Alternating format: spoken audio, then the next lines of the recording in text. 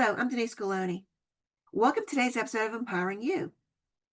My guest today is Denise Stifler. She's a dedicated mom, inspiring speaker, podcast host, and passionate advocate for women's healing. She's going to talk about her journey and how she became a life coach and ideas for you to get out of those dark places and get your life moving forward. I hope you enjoyed today's episode. It's gonna be better. It's gonna be great. It's gonna be better, yeah. It's gonna be great. I can't wait. It's gonna be great. My guest today is Denise Stifler. Denise is a dedicated mom, inspiring speaker, podcast co-host, and passionate advocate for women's healing. As co-host of the empowering podcast From Rundown to Renewed, she helps to offer insight, encouragement, and practical tools for transformation and hope for women as they dive deeper into their faith. She also shares her journey and expertise with authenticity and compassion as a sought-after speaker at women's conferences and events. As a certified life coach, Denise specializes in helping women heal from toxic and harmful relationships. Through her coaching, she empowers women to reclaim their worth, rediscover their voice, and step into fulfilling life they deserve.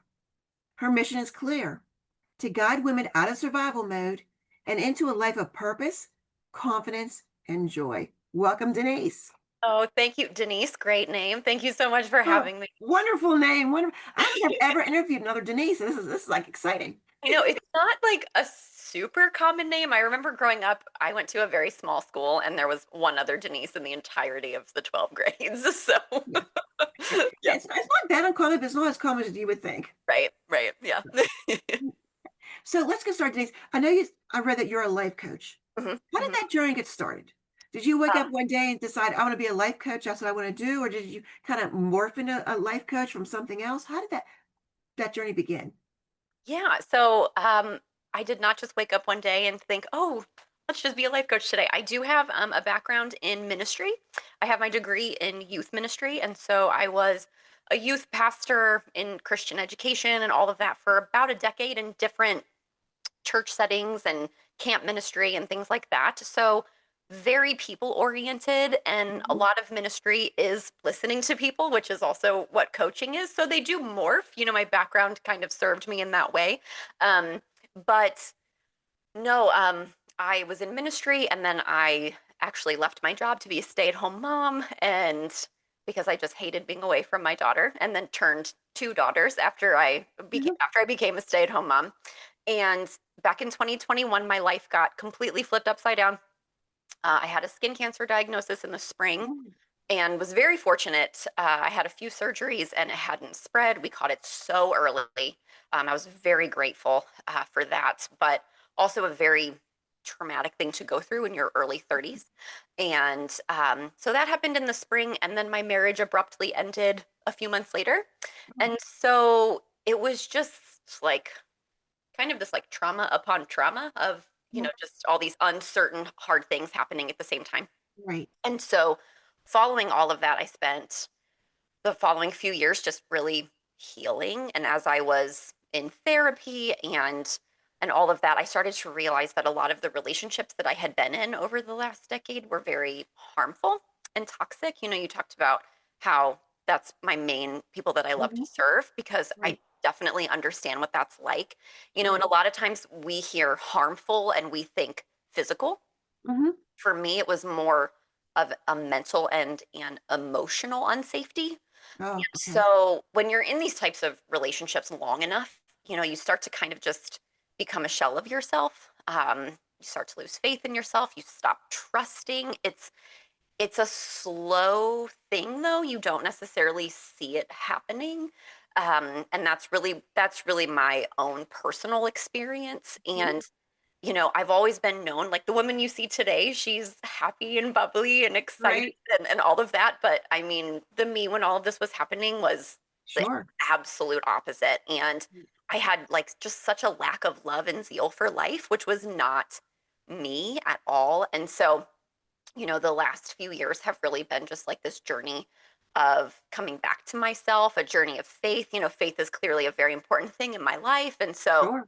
um, leaning into God, leaning into all of those strong relationships that I was able to build outside of all of this mess that I had kind of found myself in and was working my way out of, and really coming back into who I was created to be. And so, the reality of this type of healing, though, is it's so beautiful, like as you're going through it, but it's also super gritty.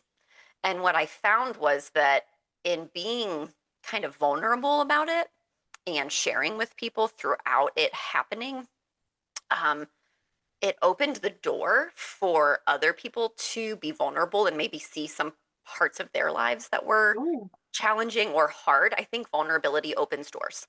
yeah. And I think a lot of us are afraid to be vulnerable because it's like, well, what are they going to think about me, or what, like, their lives are, we are in this social media world where everyone posts their most beautiful moments, but behind closed doors it's a mess, and No way.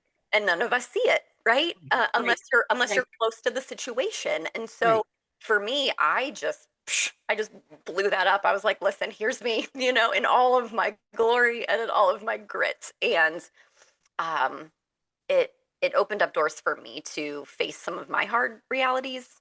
And the truth shall set you free. Even if the truth is really ugly and it's hard to face, it sets you free.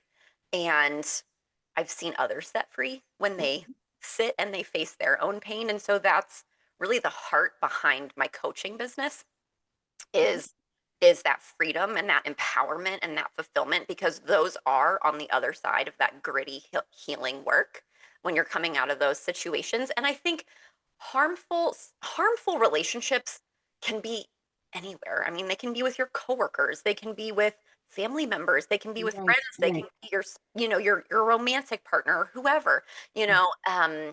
It's not just limited to one category. It can be anywhere. And again, when you're in them long enough and you're starting to fade, but you just don't, it can be so subtle that you just don't even see it. And so that's the heart behind the coaching. And then the podcast is really an extension, like a bigger version of that. I have a business partner, and we do women's conferences, and we do a weekly podcast that really points people back to God and to being who He created them to be, and anchoring themselves in Him in all kinds of different series that we've done. So it's been it's been a journey, but it's so, I don't know. I'm just so like humbled and honored that I've been able to walk it, and that like this, I'm in this season of it, because it's really cool. It's fairly new. Your Mhm. business is both your Yeah, business and the podcast are fairly new. You started one right after the other, didn't you? I did. Yes. So I started them both. One was April of 2024 and the other was May of 2024. So I like to say my businesses are, kind of in the baby toddler phase. They're, Right. Little we're over a we're year. learning to walk, in the business world. But my business partner and I actually met through direct sales. And so when I was a stay-at-home mom, I did have a direct selling business. And so that was kind of cool because I had very much a um, that people oriented way of things through ministry, Right. and then the business side of things. So that was cool. It was kind of like a setup for something I never knew I would have, but same for her. So it was just Yeah. really, really cool to see the natural progression of that and to learn some of those things in a different setting, but then to be able to apply them here. So I do feel like we had somewhat of a leg up. There are certain things that we knew what to do, and then other stuff, it's just we're throwing spaghetti at the wall and we're seeing what sticks. Learning process. Absolutely, absolutely. It's very much a refining process when you're growing your business. Yeah. So Denise, when you look back a couple years ago, did you ever think that you would be a life coach or that you'd have a podcast? Did you ever foresee that?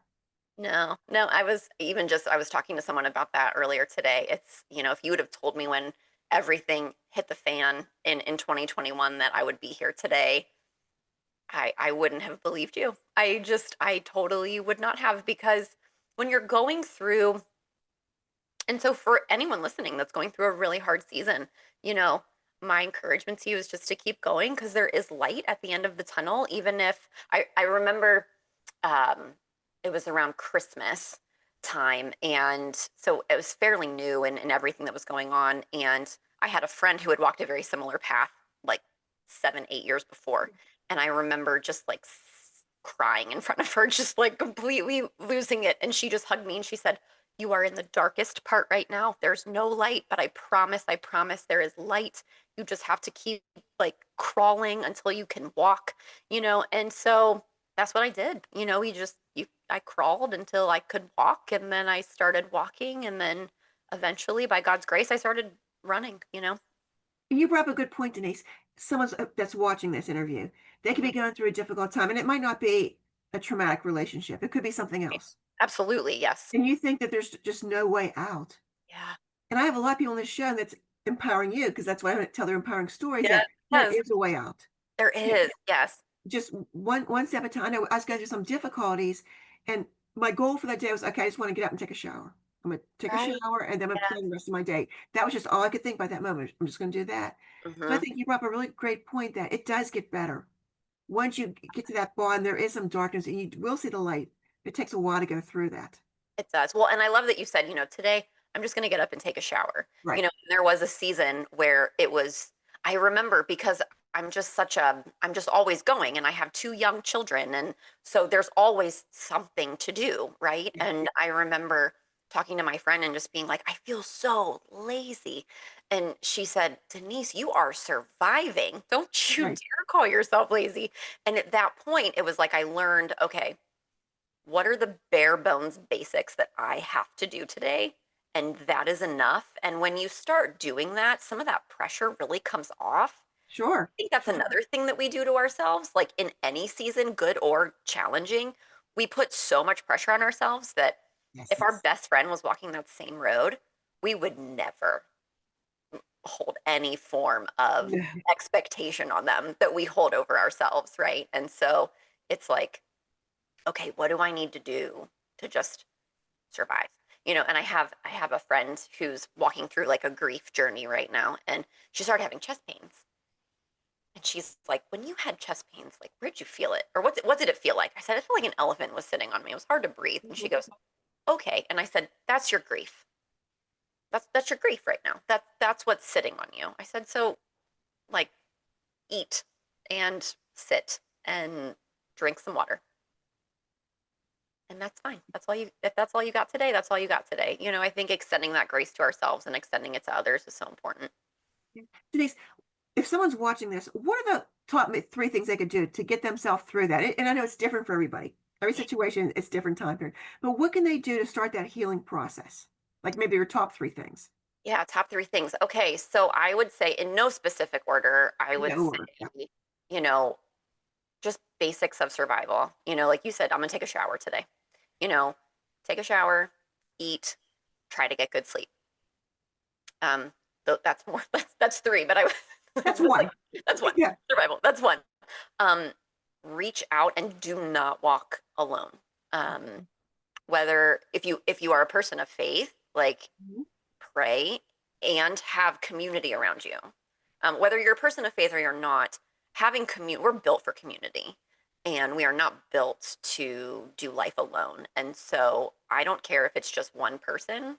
I do think it's healthier to have a few people. I learned that when I was in the thick of it, I'm very much a verbal processor, so I'd have to chat things through, but I didn't want to just throw it all on one person. Mhm. I started to just reach out. I had a select few, Yeah. A little bit here and there. a little bit here and there. And I would even say, "Hey, do you have headspace today?" You know, I think that's a really healthy thing because some people will be able to handle you dumping on them and other people will not. And Yeah. it's a way of honoring yourself by being able to share, but also honoring them too. So you're not burning yourself and them out at the same time. So survival and community and I think rediscovering like what are things that you enjoy like that are just fun.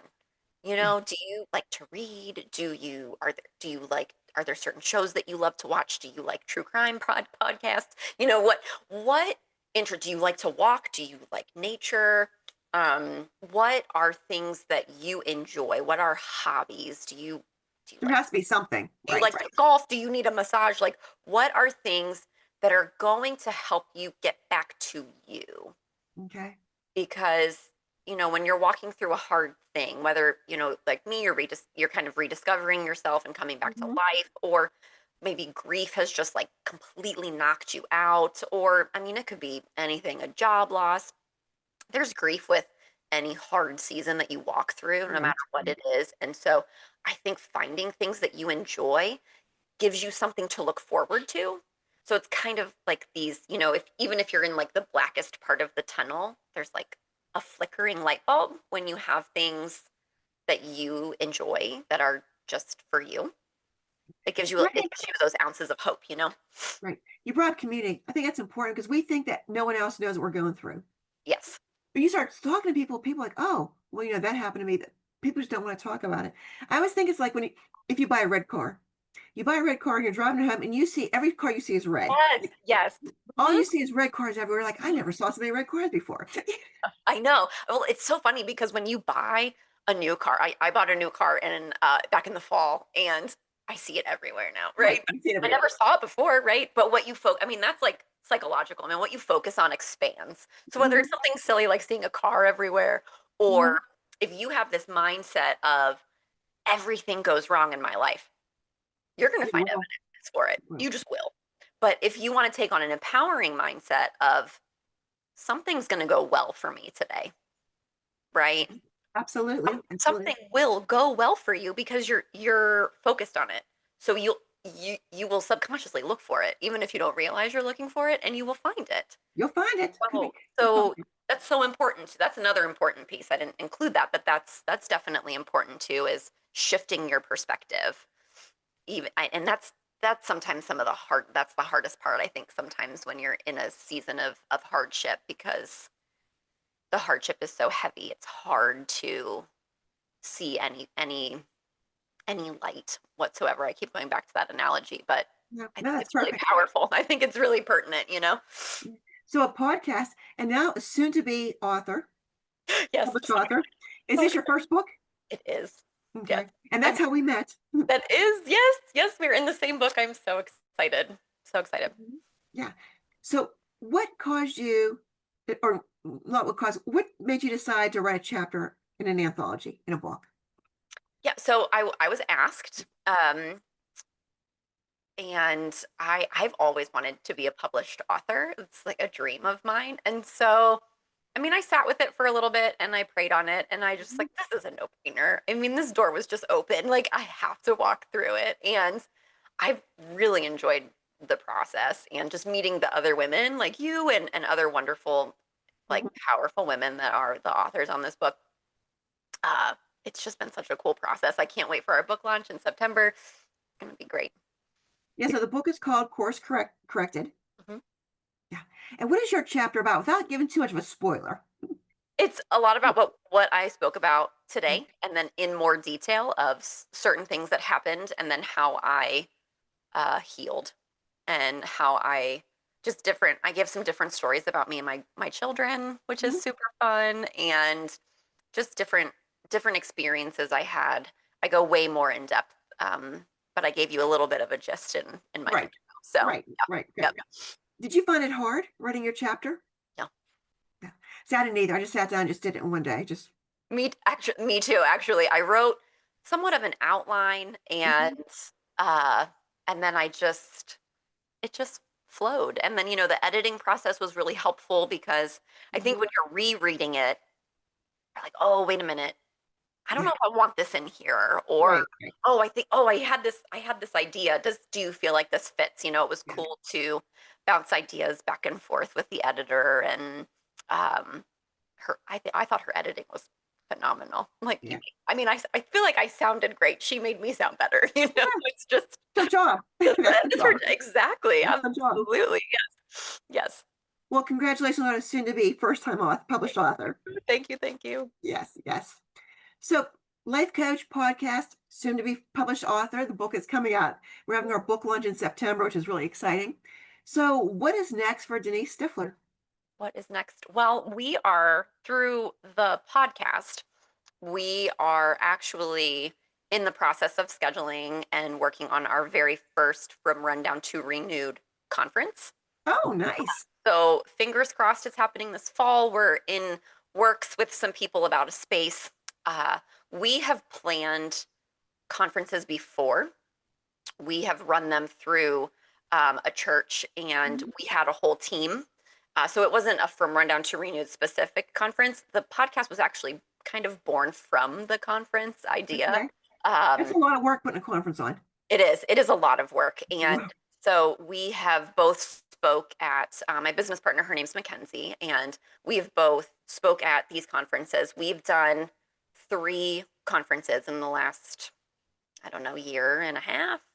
Um, 2 of them we planned again with a team, and then Mhm. one of them we just both spoke at, and then we've actually both separately spoken at different conferences. So we've gotten a lot under our tool belt around. And again, I was in ministry, so I'm used to being in front of people and teaching Sure.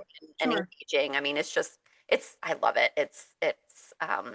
Everyone asks me like, do you get nervous when you go on stage? And it's like I get like butterflies, for a few seconds before, and then you just go. Mm. So I know it's part of what I'm created to do. Um, but yeah, it's so that's really the one of the biggest things. And then just Sure. continuing in the life coaching business, and we've actually expanded our women's ministry that from Rundown to Renewed. We started making gift boxes, and we've been shipping them out to people. Just people are buying them for their friends, but they're really like kind of renewal boxes. There's devotions in there and a lot of Nice. like comfort items for people walking through a challenging time. We speak to that a good bit, so we thought, why not make, those there's so many cool like comfort and fun boxes that you can buy online. It's like, why aren't we doing this? We serve people in this area. Why are we not doing this? So Right. continuing with that, and I am working on a course for my life coaching business. So there's a lot of irons in the fire, lots of It things. sounds like it. Yeah, yeah. So just kind of gaining some clarity on some of that and then running with it. Yeah. Mm. Any chance you'll do another book on your own That is the big dream. Yes. So I am believing that that door will open when it's when it's time. time? That's That's right. right. That's right. Yeah, I'm excited for that. So, any final thoughts before we wrap up, Denise?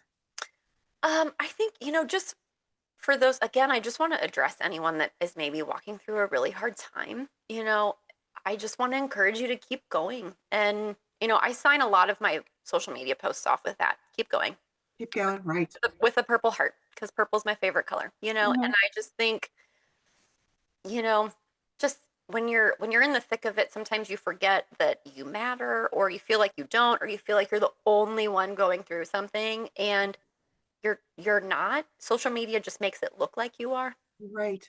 And so I would just encourage you to take excellent care of yourself, reach out to someone that you know will listen and love you through all of your mess, no matter how unhinged the things that you share are. They will still love you after, because those are the real ones and you need those in your life. And get support, Mm. therapy, life coaching, whatever the course may be for you. I've done both. I love both. I benefited greatly from both. Mhm. So I mean, just seek that out and just keep going, because you won't be in this pit forever. You just won't. I promise. Well, this has been a wonderful interview. Thank you so much for taking the time to speak with the audience, Yes, share your thanks for having. perspective, share your ideas for how someone can get through those dark times. And I look forward to seeing you at the book launch and seeing what's next for you. Thanks. Me too. It's gonna be great. It's gonna be Thank you for watching today's episode of Empowering You. I would like to thank my guest, Denise Stifler. What a great and empowering story. How she turned her life around from a dark time into becoming a life coach and helping others, using her ministry to start a podcast, and now becoming a published author. I hope she gave you some ideas to help you during those dark times. I hope she encouraged you and empowered you to live your dreams. Thank you for watching and see you next time. It's gonna